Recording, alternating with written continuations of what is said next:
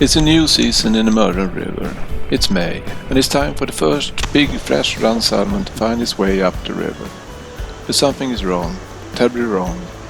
There are no fresh run salmon to be seen in the southern pools, which are the pools closest to the Baltic Sea.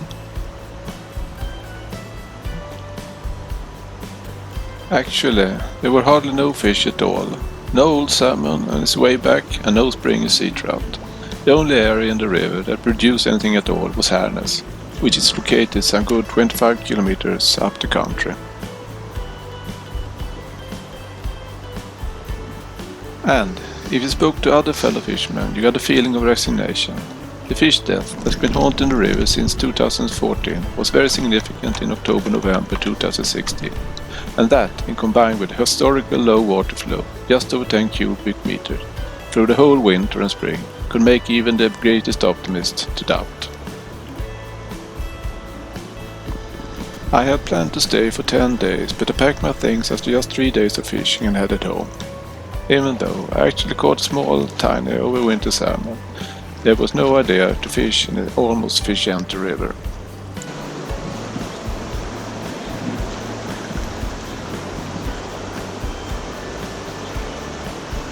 Three weeks later I was back. The situation was almost unchanged. During these weeks I've been away.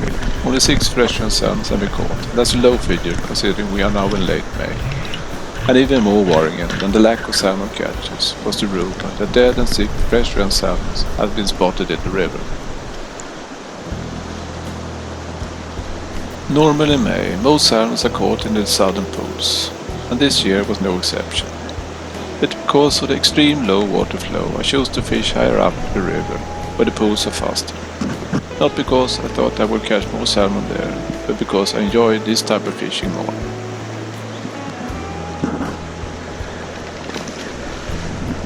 It is mentally tough. In the southern pools, you are most likely to spot salmon in every pool this time of year, but higher up in the system is another story, and I actually fished for almost a week without seeing a single fish.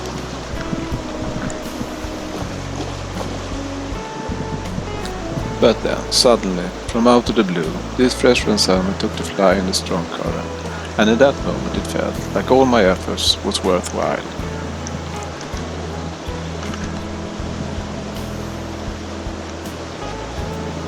I'm in a bad position here. I can't land the fish where I'm standing. I have to go downstream, where there is a better landing area. But, if I move downstream now, I also move closer to the white water in the end of the pool. And I don't want the fish to go down in turbulent water, as I had limited possibilities to follow the fish downstream. I tried to keep as much pressure as possible on the fish, but frankly, I was not in command here. I got a fresh run salmon on the hook in very turbulent water, and all I really could do at this point was to hold on to my gears and hope for the best.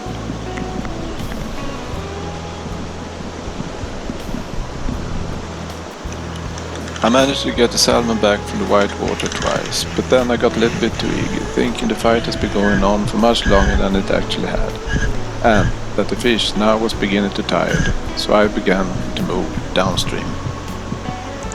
And that was not the right decision to make. Moving downstream made me lose some of the pressure on the salmon, and it also provided with a better angle to head for the white water and escape down in the next pool. So, when the salmon took off for the third time, I was milked and the line broke.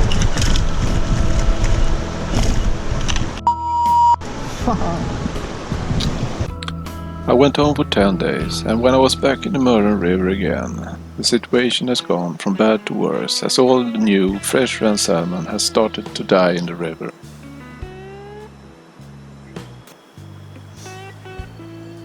I've seen it in previous year, but not in this magnitude.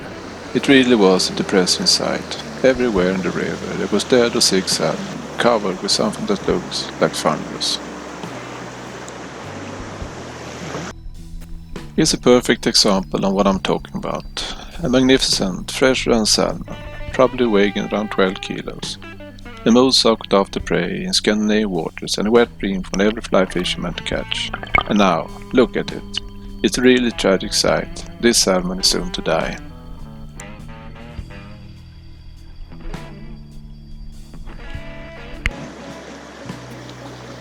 Despite all the problems in the river and much to my consistency to keep on fishing, I got a new chance on the fresh run salmon.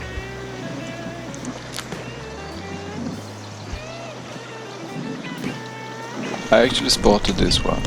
At first I saw 6 salmon. They are easy to spot as they are covered with fungus, but beside the 6 salmon, a little behind, there was a salmon with no fungus spots, so I thought I had to go on that one. And to my big surprise, the salmon took the fly, an almost surrealistic feeling considering the status of the river. It went sideways and then upstream, and there was nothing I could do about it. I just held on to my gears, trying to keep the fly rod up so it could flex when the salmon rushed.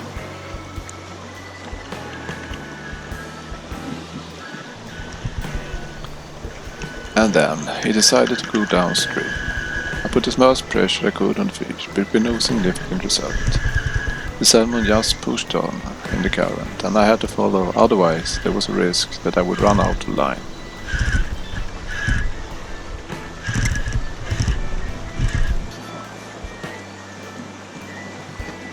Yeah, it was a little bit tricky here. I'm not young anymore, but after a while I found a way and managed to follow the fish.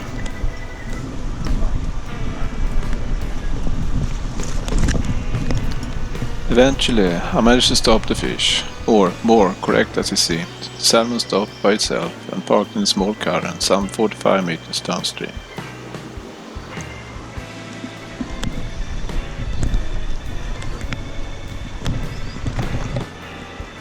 I followed the fish to get a better angle, and then it was a standstill for about 10 minutes before the salmon decided to move upstream again.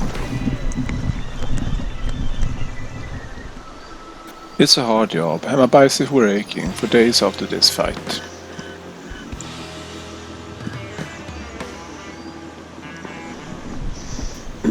Right in this moment, I thought the salmon had got tired, and I could actually feel the sweetness of victory. The salmon, however, had no intention to give up.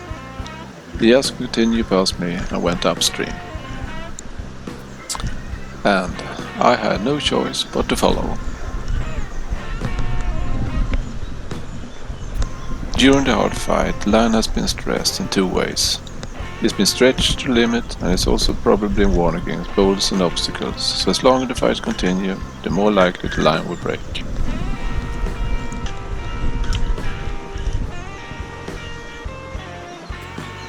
I wasn't thinking about it when it happened, but when I analyzed it afterwards, this must have been the case.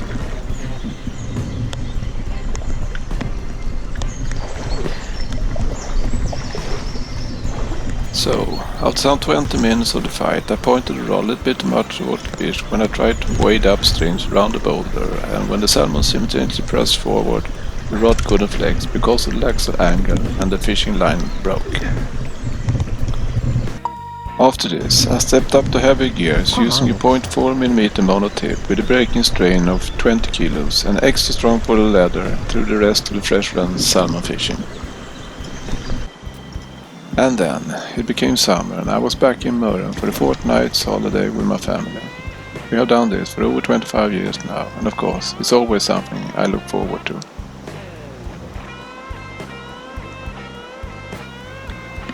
This year was a little bit different though. The memories of the massive fish death in June has got stuck in my mind. I also spoke to some guys who usually fish the river, and they just shook their heads and said it was better to allow the few remaining salmon to be left alone.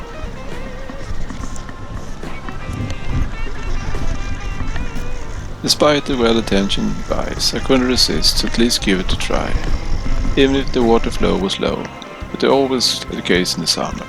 The water temperature was way below 20 degrees Celsius, and that's more rare, so the weather conditions were actually rather good.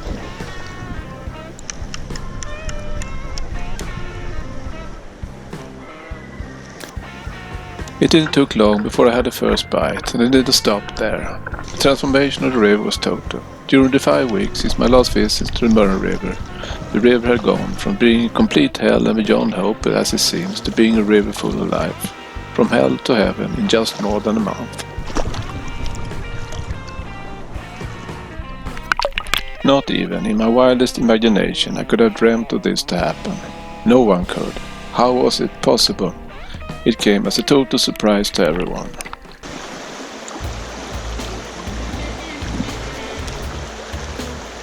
Normally in the summer I'd be happy if I get a fish or two, but now it was like crazy. I had fish contact almost every time I fished. Some I managed to land, others slipped away, but I can't remember when I last had this much fun. So what happened? How could nature make this complete turnabout? And what about the mystical methods that had threatened to exterminate the whole population of salmon sea trout in the river just a month earlier? Was it just false alarm? No, it was definitely not a false alarm, but nature can be both predictable and unpredictable. This is a real nice sea trout, by the way. I think that to understand the upcoming situation you have to study the normal life cycle in the river. In the spring, March and April, the fish that have overwintered in the river heads back to the Baltic Sea. In May and June, it's time for the big, fresh-run salmon to arrive, and from early July, the sea trout begin to swim up the river in cover of darkness.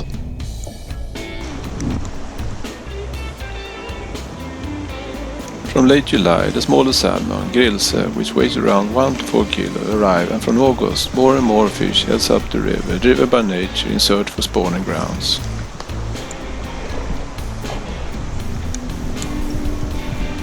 So, in according to this, it was actually time for the smaller salmon to arrive, as they always do, nothing spooky at all. This year, however, they arrived in greater numbers than usual, and that, combined with extremely low expectation for everyone connected to the river, created this almost unreal situation.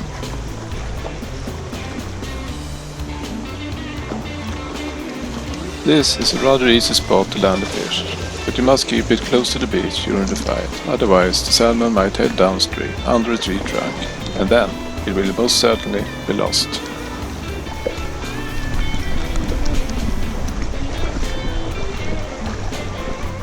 It's a nice salmon right there, with one of my favorite flies, the DrJohnTheAngler, in his mouth.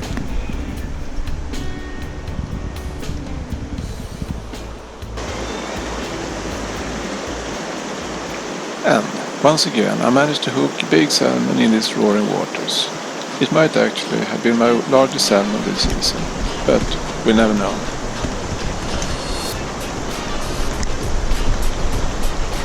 A few minutes into the fight, it headed downstream, stopped in the white water where the line was worn against boulders, and eventually broke it.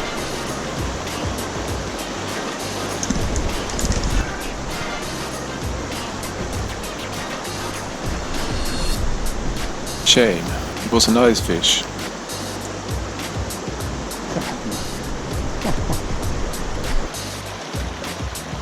During my 2 summer weeks in Mörrum, I caught 8 salmon eyes, and that's my best results ever in terms of catches in late July. But I also lost almost as many, and then I'm not counting every fish contact, only salmons that managed to break away. Some I could do nothing about. It's impossible to land every fish that bites, but those I lost due to line break always leaves me with a bitter taste. It's not fun of course, but more important, it's not good for the salmon, and it could have been avoided if I used a stronger line.